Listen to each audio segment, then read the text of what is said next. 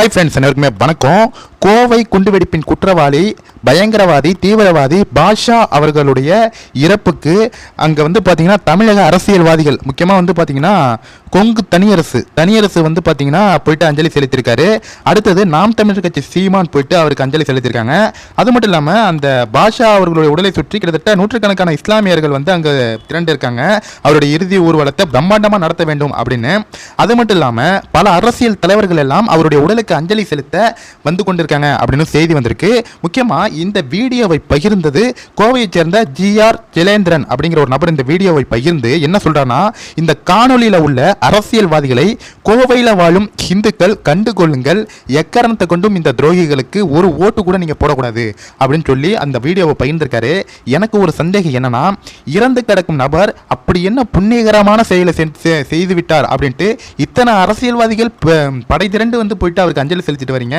அங்க அத்தனை 100 இஸ்லாமியர் கூட்டங்கள் வந்துட்டு இருக்கு. செய்தது தீவிரவாத செயல், செய்தது பயங்கரவாத செயல். அப்பாவி 60 நபர்களை கொன்று குவித்த ஒரு தீவிரவாதி பயங்கரவாதிக்கு இப்படி ஒரு மரியாதையா அப்படின்னு நம்மெல்லாம் முட்டாள்களா அப்படின்னு நினைத்து கொண்டு இருக்காங்களா, இல்லை எப்படி இதெல்லாம் அனுமதிக்கிறாங்க? முக்கியமாக திமுக கவர்மெண்ட் எப்படி இதெல்லாம் அலோவ் பண்ணுது அப்படிங்கிறது நமக்கு தெரியல. இஸ்லாமியர்களுடைய ஓட்டுக்காக என்ன வேணாலும் பண்ணுவாங்களா?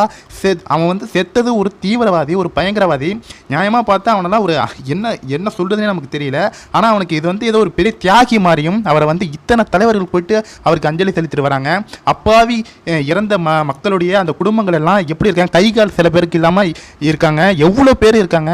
ஆனால் இந்த பயங்கரவாதியை இவ்வளோ பேர் வந்து போயிட்டு அஞ்சலி செலுத்தி அவர் வந்து ஒரு தியாகி ஆகிட்டு இருக்கீங்க. தமிழ்நாட்டு அரசியல் வந்து எதை நோக்கி சென்று கொண்டிருக்குன்னே நமக்கு தெரியல. இதெல்லாம் பார்க்குறப்ப ரொம்பவுமே பயமாக இருக்குது. அப்போ இதை பார்க்குறப்ப பல பேர் வந்து நம்மளும் இது மாதிரி குண்டு வச்சு இது போல் பண்ணுனா நம்மளும் வந்து பெரிய தியாகி ஆகிடலாமோ அப்படிங்கிறது தான் தோணுது. தயவு செஞ்சு திமுக கவர்மெண்ட் இது மாதிரி ஒரு சம்பவத்தை வந்து அலோவ் பண்ணவே கூடாது, இந்த இறுதி ஊர்வலத்தை வந்து அலோவ் பண்ணவே கூடாது அப்படின்னு கோவை பாஜகவினர் வந்து கமிஷனர் அலுவலகத்தில் புகார் வந்து தெரிவிச்சிருந்தாங்க. தற்போது இறுதி ஊர்வலம் தொடங்க போது. கண்டிப்பாக இந்த வீடியோ எல்லாருக்குமே ஷேர் பண்ணுங்கள். முக்கியமாக இந்த வீடியோவை பார்க்கும் கோவை வாசிகள் இங்கே வந்து அரசியல்வாதிகளை நோட் பண்ணி வச்சிங்க. தயவு செஞ்சு ஒருவருடைய கட்சிக்கு ஒரு ஓட்டு கூட போட்டுறாதீங்க அப்படின்னு சொல்லியிருக்காங்க. கண்டிப்பாக இந்த வீடியோ எல்லாருமே ஷேர் பண்ணுங்கள் ஃப்ரெண்ட்ஸ். தேங்க்யூ.